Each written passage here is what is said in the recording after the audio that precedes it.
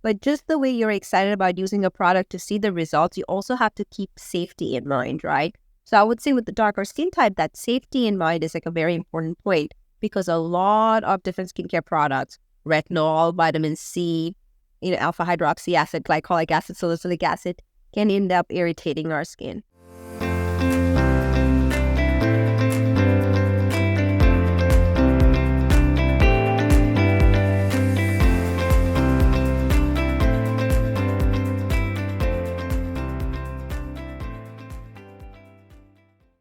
Hi, Skin Friend. Thanks so much for tuning in to this week's episode of The Skin Reel. This week, I have a really special treat for you. I have board-certified dermatologist Dr. Tia Paul joining me from Newport Beach, California.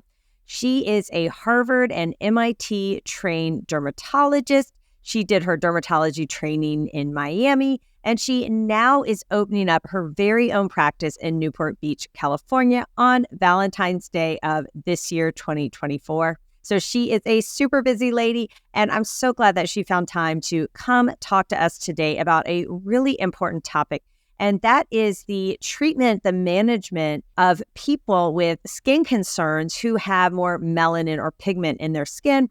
And we use this term in dermatology called skin of color. And this is such an important topic that I received very little training on in my residency, which feels like back in the dinosaur ages for me to actually say that. But now we are seeing so much more representation in our dermatology atlases and in our education and training. And then, of course, we have amazing board-certified dermatologists like Dr. Paul, who really take a special interest in this and have a really unique skill in treating a diverse range of patients of all skin types, which is really amazing. And Dr. Paul has amassed a social media following of over 400,000 people from all around the world who want to tune in and listen to her talk about common and maybe less common skin conditions, skin concerns. So she is an amazing educator, and you are not going to want to miss this episode, especially if you are someone who has skin of color and you are wondering if certain things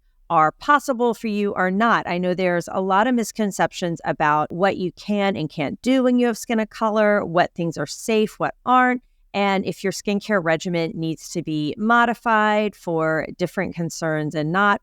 And so I love that Dr. Paul is going to be breaking all of this down for us, and it's a super great episode. I'm really excited. So let's dive in. Dr. Paul, thank you so much for being here. It's really a treat and a pleasure to have another dermatologist on to discuss a really important topic. So thank you for being here. Thank you so much for the invite. I'm excited to talk to you and chat with you, and let's get started. So you're a very busy lady because you are opening your own practice very, very soon. But I introduced you earlier to the audience, but I would love to hear about your journey to becoming a dermatologist to where you are today in your own words, if you don't mind. Yeah, I love to share the story because I actually grew up in India. I moved to the States for college when I was 18 years old. I went to Cornell and graduated with biomedical engineering as well as biology. And I also say the good thing was I met my husband in college. And then I took 2 years to do research and then went into medical school at Harvard and MIT, the combined program called the HSD program. And then decided to go into University of Miami for my dermatology training. It was not until my third year of medical school that I decided to do dermatology because I was one of those people, every time I started a rotation, I was very excited. I was like, I see myself being an internist. I see myself being a surgeon. But I think what was very important at that time, a pretty important thing happened to me in my life too, which is I lost my father. But like that changed the way I looked at things. And I remember going in and asking every attending, especially female attending, that if you had to do it all over again, would you do this specialty? And I feel like everyone, of course, at the end said yes, but a lot of times there was a long pause. But almost always dermatologists were like the happiest people because they still got to do something that they love doing. It's a nice mix of medical procedures as well as cosmetic procedures. But then at the same time, they also were able to maintain that work-life balance. But as someone in my mid-20s, I wasn't even thinking that hard, but I truly realized that derms are very happy with what they're doing. And then I went into residency, and now it's been almost 5 years that I've been out of residency. And I can say this out loud because I have a 5-year-old and she keeps saying, Mommy, I want to be a doctor. And I keep telling her, well, if you strongly consider dermatology, because I can tell you it's something that doesn't feel like work to me because I truly love it so much. You build these long-standing relationship with your patients. And it's a field where every day is very dynamic. One day can be medical heavy, the other day can be cosmetic heavy. And being able to start your practice is a dream come true. And I can't wait because we're launching on Valentine's Day. That's such an amazing story. What you've accomplished is super impressive and great pedigree and now launching your own practice. But I totally agree. Like, we have the best job ever and it doesn't feel like work. I really love it. And I love that we can really make a difference in people's lives. And it's not always life or death, but it's the quality of life. I mean, sometimes it is life or death, right? When we're treating skin cancers and everything. But if you help give someone their confidence back and help them feel good, they no longer want to disappear into the background. It's so rewarding. So yeah, I'm with you. I think we're really lucky to be able to do what we do. And it's such an honor. So within dermatology, do you do a little bit of everything or is there like an area of expertise that you have? Yeah, definitely. So I feel like when we first start off, whether it's in residency or even right after that, we are starting off with doing a whole bunch of different things. And then over time, we get to realize what truly like you enjoy doing and also like what you might be good at. So at this point, to me, it's important to balance both the medical dermatology. So I will still see patients for acne or melasma, hyperpigmentation for skin cancer. But I also like to do cosmetic aspect of it. And by that, I mean more like laser-based technology or laser-based procedural stuff. Because a lot of time, it's the combination of both that gives us the best results. So say someone with really, really bad acne and acne scars. Yes, we can use a medication to take care of their acne, but they end up being with these acne scars, which we then end up using lasers or chemical peels or microneedling. But that whole package is what you need from the start to the end. So that's something that I enjoy doing, the whole journey. And then the other thing that I've kind of developed over time is like this, my niche is in skin of color. Because someone who's South Asian, someone who's Indian, it's very hard to come across someone that I can trust or who has the technology that is safe in skin of color. And now being a business owner, I can tell why sometimes we might not have all the technology. Some devices are extremely, extremely expensive. And a med spa would not have that device just because it doesn't make sense for them from a business standpoint. But if this is something that I'm passionate to treat, then it makes sense for me to invest in technologies that are truly safe and gives me the opportunity to take care of patients with diverse skin tone. I think that's wonderful. I trained a little bit earlier than you and in Boston, very sort of homogenous, Irish, right? European background, heritage. So a lot of patients, they look like me. Their skin was really, really light, like what we call skin phototype 1s and 2s. And there wasn't a ton of diversity in my training with darker skin types. And just because of where I was, right? And nowadays, it's great to see that we have derm atlases that show what does acne look like in someone with darker skin versus someone with lighter skin? What does erythema or redness look like in someone with more pigment in their skin? Because even back, 10, 15 years ago, I don't remember seeing stuff like that. So do you feel like in your training, you were getting some of that, or is it something you really have to seek out? So true. So you bring up such an important point. So when I went to Harvard for medical school, yes, just because of it being Boston, the patient population, I feel like I saw some, but maybe not as much. Then for residency, I went to University of Miami. In Miami, you have a very strong, very diverse population. So that's when I started seeing, and you're right, like things like even psoriasis or eczema, because it looks so different. I still remember in our first, year of training or so, a lot of times we would miss the most basic diagnosis because a lot of time when you're in medical school or residency, you think of the most rare stuff, right? Your differential diagnosis, you're coming up with things like leprosy, which in real life is not that common. But yes, it was things like eczema or psoriasis that just presented in a different way. And so I feel like my training in Miami was very, very good and strong to help me recognize those differences. And then it just comes with experience, right? And I can see this one thing. With skin of color, the way our melanin uniforms, we are so prone to hyperpigmentation. And even when I'm doing procedure on any patients, whether it's laser, microneedle, chemical peel, even I don't know how people are going to react, even though I feel like I am comfortable. But I have seen cases where people react to even microneedling and their hyperpigmentation is getting worse. So for us, I feel like our expertise comes from the fact that we then know how to handle those complications or we're there for our patients. I always tell this to everyone. If there is any doctor who says that they have never had any complication, I doubt that's true because, maybe they have not done enough cases. But if you do enough cases, if you are in an area where you're prone to complications, you have to then train or learn or be comfortable dealing with those complications. I think that's what's part. So true. Everyone, this is not like an exact science, right? Everyone can react differently. And we say, like, I do a lot of Mohs surgery. If you say you've never had recurrences, you just haven't done enough cases. And it's not necessarily your fault. It's just that things happen, and it's not, this is the practice of medicine, right? So that's why I would strongly encourage people to see a board certified dermatologist, especially if you have skin of color, if you're getting procedures done, because if there is a complication like hyperpigmentation, then you want to know that your doctor knows how to manage that, which is so key, right? Everyone can have complications, right? But do you know what to do when that happens? So that's a great point. What are some of the top concerns that you see for people who, what we're calling skin of color, right? What are some of those top concerns? Yeah, so in pigmented skin or darker skin time, I would say the number one thing you end up seeing is hyperpigmentation, right? Whether it's just from the sun. I mean, as we get older, it's very common to start getting like regular brown spots and sunspots. You, of course, see that in all skin types, but also I would say it's more common in skin of color, with whether it being melasma, which is more hormonal, whether it's due to pregnancy or birth control pills.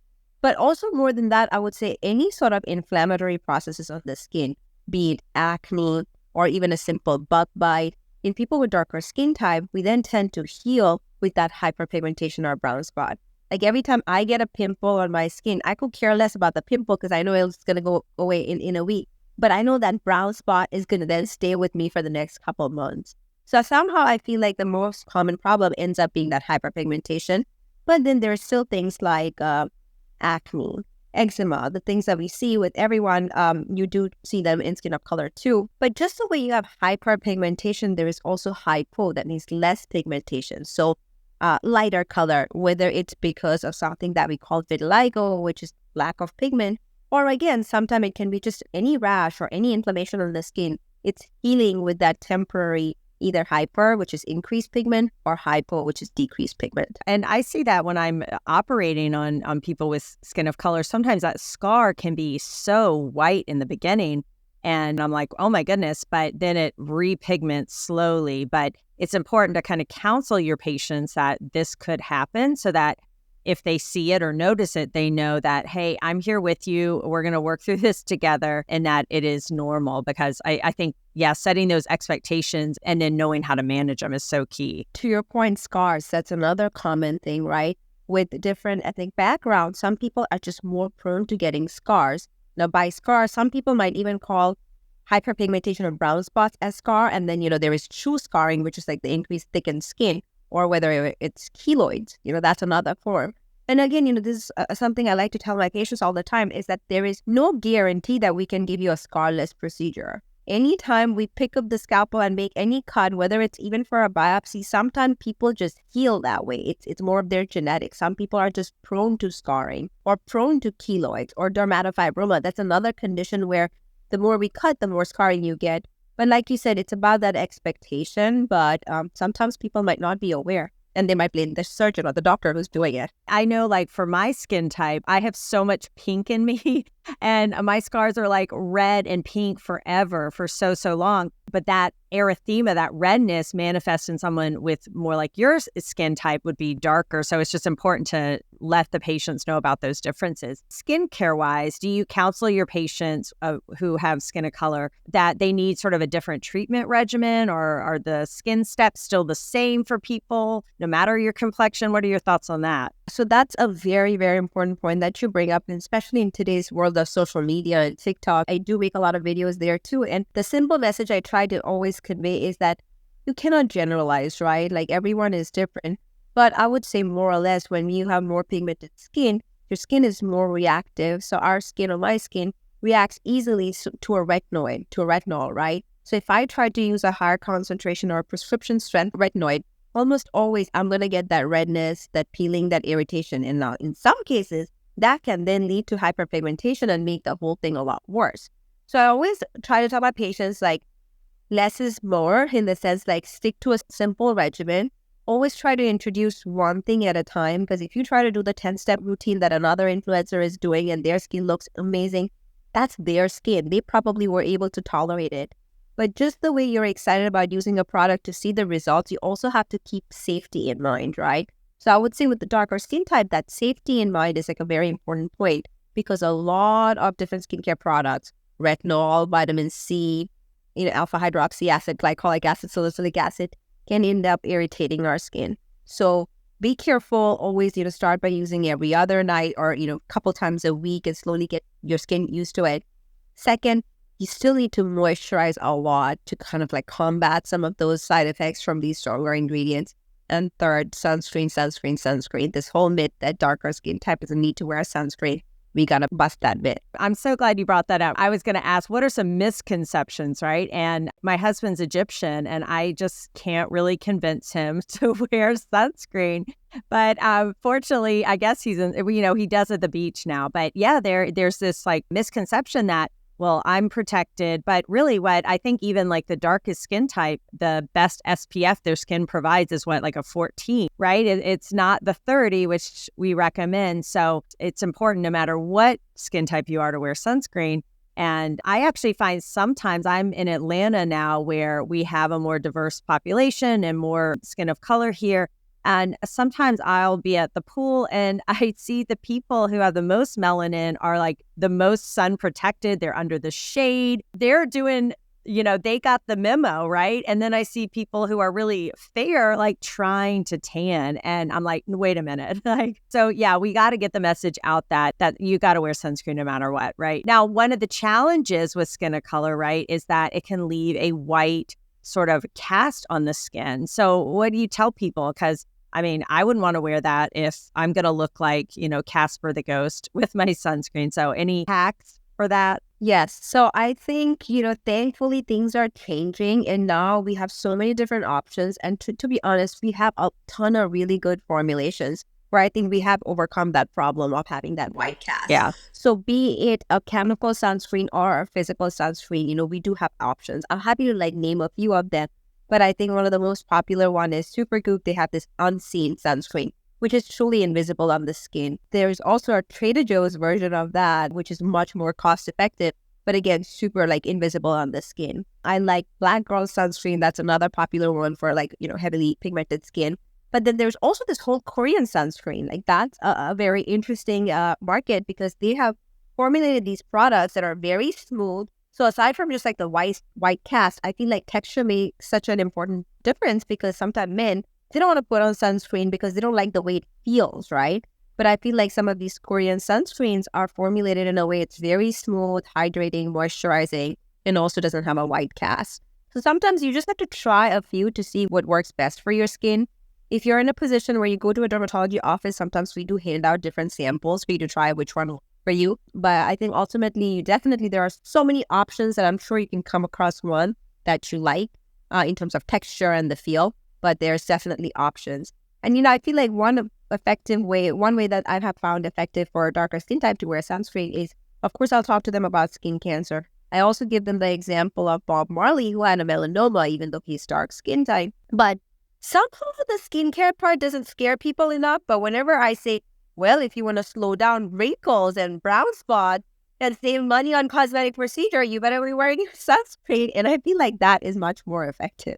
I feel like that's actually been studied, right? And I remember reading about this where you tell young people too, or teenagers, they don't care about the potential of a skin cancer in their 60s, right? They can't even imagine being 30. That's ancient, right? But if you tell them you're going to get wrinkles and your skin texture and color is not going to look good, then they're like, oh, okay. And honestly, I remember before I even knew I was going to med school, I remember my aunt had a lot of freckles. She was a redhead and a lot of freckles on her chest and arms. And I thought she was really beautiful. And I thought, well, that's a sign of beauty. And I realized as I got older, oh no, that's actually the sign of sun damage. And I think I was about 20 and I was like, oh shoot, I need to start wearing sunscreen. I actually don't want that. Well, actually, I have a little hack to that I sometimes recommend. And I love all your recommendations for the sunscreen. And it's such a personal choice, right?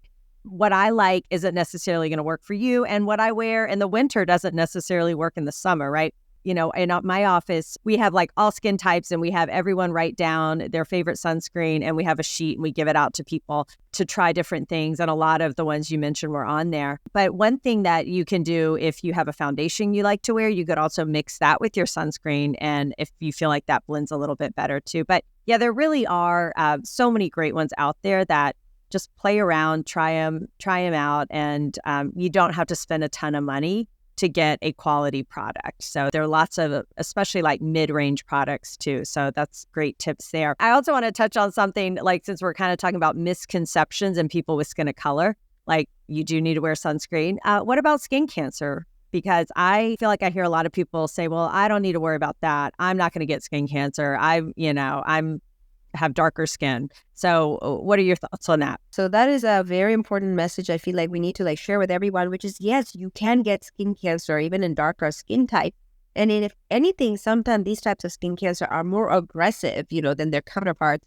And not just that, like a lot of time, because we might be negligent about getting a skin check because we feel like, we're not going to get skin cancer. A lot of times, by the time the cancer diagnosis is made, it's already like a little bit later in the stage, or they have gotten to a point where they're much bigger. So now if you're going to cut it out, it's going to be a much bigger possible scar compared to like picking it up really early, which we tend to do when we are doing these regular full body skin checks.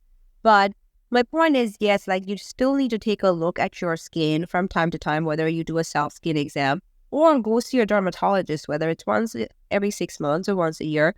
But you definitely still need to be checked because none of us are spared from skin cancer. I feel like there's so much like blending and, we're in the US, right? So there's so many people now who are kind of skin of color and there's we're generalizing, right? And I treat skin cancer all day, every day. And I see patients now, yes, like people who are more my complexion tend to get more of them. But to your point, skin cancer does happen in people of all skin types. And unfortunately, a lot of times people with darker skin present with more aggressive disease at a later stage because in their heads, they're not registering like, oh, that could be something I need to go see. Like I think Bob Marley thought the spot, I think it was on his toe, they thought, oh, it's a bruise from playing soccer, right? Like it didn't even register to him like, ooh, this isn't a bruise. This could be something more. So I think we need to like dispel that myth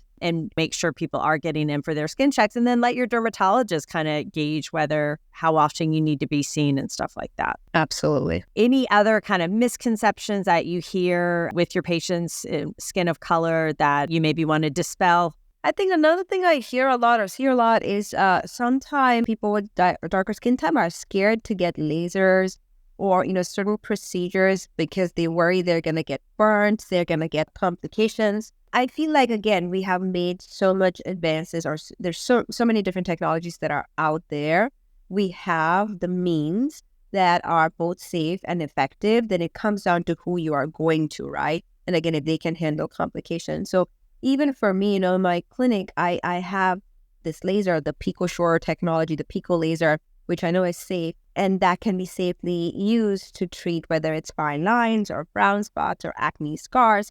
But yes, I need to then counsel my patients that, look, any technology, anything, you can have possible side effects, but the chances of getting any complication is still very low. And we're here to kind of guide you through that if something comes up. But the fact that people sometimes completely shut it off, saying that, no, laser, I can't even get laser done because I have a darker skin type, I feel like that's a myth. Totally. And I definitely want to delve into that more because if you just say, no, I can't get lasers, and I think they also are including like energy-based devices, right?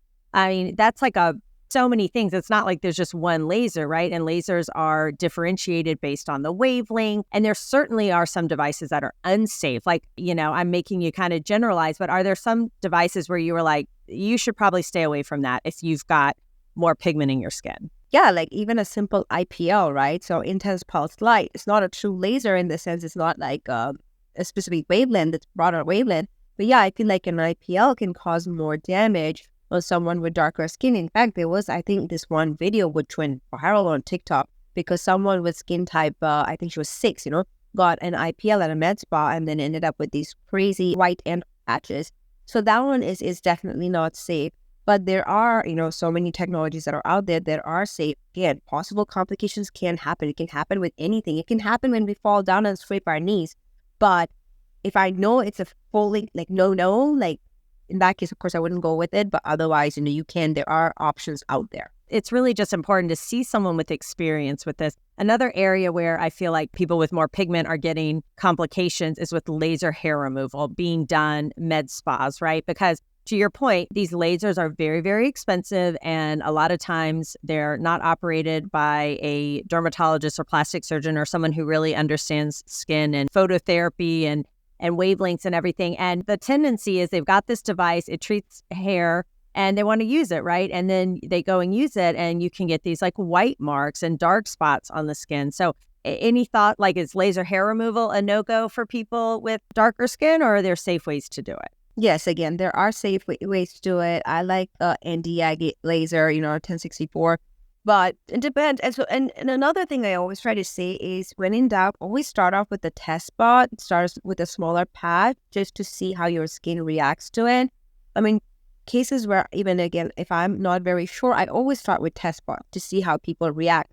And there are cases, again, if you do enough number of times, if you have enough interactions, there are cases people might still have some sort of complication even after they did fine with the test spot. But luckily, those scenarios are not as common. And again, we know then how to deal with those scenarios. But again, there are lasers that are safe. Just go to a place where, ask wherever you're going, ask them, like, do you typically see patients that look like me, darker skin tone? What complications have you had in the past? Would you still recommend it on me? And then, start by doing a test spot. Sometimes I think the trickiest patients are not necessarily the lightest or the darkest, right? Because we sort of know that, okay, don't do IPL on a skin phototype 6, which is the darkest skin type.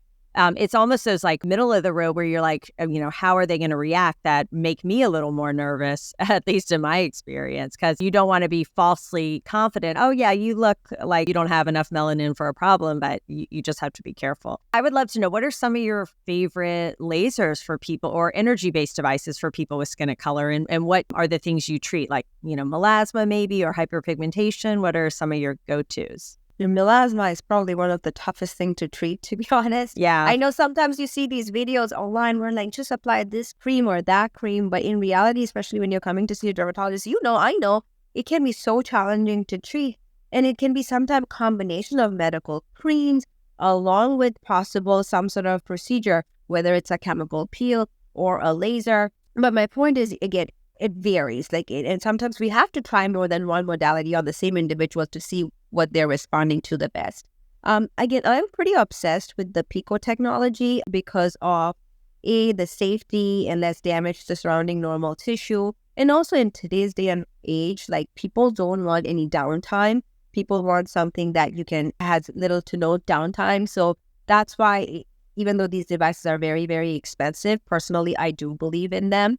So the PicoSure technology or Pico technology. That being said, so what it treats is brown spots, fine lines, enlarged pores. Pores, it's the appearance of it. You can only do your best to minimize the appearance of it, but it does that, and to some extent the acne scars too. So that's my go-to device. Yeah. Awesome. And then for melasma, what are some of your favorite ways to tackle it? Because I know it's super challenging. There's no like one size fits all, right? It's a lot of trial and error, but what are some of the things you find are helpful? So I always say the most important thing is sun protection and wearing sunscreen, even though it's such an obvious no-brainer kind of concept. But because I've seen in my personal experience too, I've had a few patients where we did so much, we got them to a great place where the pigment had, all become pretty even.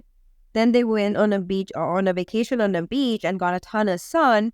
And then they came back and they're like, now back to square one. Because, you have to emphasize, this is another very important thing that comes up a lot in dermatology, is that a lot of the times these skin conditions, be it melasma, acne, they are chronic condition, meaning that there's no cure for them. They come and go, and we have treatment, but our treatment is to make them better, but not for it to go away, right? So with melasma, I always emphasize sunscreen, but then I always like to start off with a topical cream, whether it's hydroquinone-based or it's a combination with a topical retinoid. Nowadays, we have so many options, even in terms of the strength. But that will be my next step or my first step, where I'm using some sort of medical treatment, keeping in mind hydroquinone might not be safe for everyone, or like, especially when during pregnancy. And there are alternatives. There is azelaic acid. So sometimes it's just a fine balance of all of them. And then when that's not enough, then adding on procedure based. So I do like chemical peels, for example, maybe even a salicylic acid chemical peel or a combination peel that can help. But these are all like things that's going to act slowly. It's not just one peel or two peel. You have to be very, very patient with melasma. And then there's laser, for example, again, the Pico laser, the PicoSure, the Cynosure PicoSure Pro, I believe is FDA cleared for treating melasma. But again, you have to be careful no matter what device you're using to treat melasma. If your skin gets too warm, that heat can make that melasma worse. Then there is also oral medication. So I do like oral tranexamic acid. I might not bring it up as the first treatment of choice, but in resistant cases, I've had luck with oral tranexamic acid. Totally agree with all of that. And yeah, when treating melasma and really a lot of skin conditions, right, you got to like tell the patient we're playing the long game here, right? It's not like in and out, you're fixed, you're cured. It's really managing it, and it takes time. And especially with skin of color, you don't want to be too aggressive too fast because you could get that rebound hyperpigmentation, and then they're worse off than when they started from. So those are all really great points. What about scars, like keloids, hypertrophic scars? Do you have any favorite ways to kind of manage those? Those are hard. Those are very, very hard. Sometimes I'll tell that upfront because, I feel like people come to see us as dermatologists and they are happy, and we're happy to help them. But we also have to realize that there are certain expectations that we need to meet. And it's important to bring up those expectations in the very get-go and from the very beginning so that, we don't. I always say, that skin might not look like the same like the normal skin next to it. Our best shot we can do is to improve the appearance, but it's not going to go away completely. So even with keloids, you have to be careful. I think our go-to standard treatment is intralesional Kenalog to make it flat. So cortisone shots to make it flat. But that too, a lot of time I'll tell my patients, we're going to do it carefully. We have to pick the right concentration because if it's too strong, it can cause a divot in your skin, or it can cause the hypopigmentation, the loss of pigment. So again, it's not that I love seeing you and I'm going to keep seeing you once a month or once so often. It's more so let's go slow rather than me trying to do too much and then we run into some sort of complication. But yeah, a lot of time it comes down to doing the intralesional Kenalog. And then if there is any redness to it, again, there are lasers you can use to treat that. But it's tough. It's challenging for sure. And I've been doing a lot of fluorouracil mixed with my Kenalog too, especially with my patients with darker skin, because I am concerned about that hypopigmentation, that lightening of the skin that can happen. Now, a lot of times it comes back. I would say all the time it comes back, but slowly, right? And they're like, okay, I had a keloid. Now I have a keloid and a white spot. Like they're not super thrilled about that. And then sometimes for these really big ones, recurrent ones, I found radiation right after surgery can be helpful too. And I just actually read this article in my journal club about Dupixent being used for keloids. So I'm kind of excited to give that a try. I've got some patients just covered with keloids, and yeah, just to see if that could be an option for them. So have you ever heard of that, or you tried it? I haven't tried it, but I personally do love Dupixent for so many even off-label indications. Yeah. I have not tried it on keloid, or maybe it depends on the underlying cause, like what's causing the keloid, and if somehow it's helping with that, maybe that's how overall it's effective too.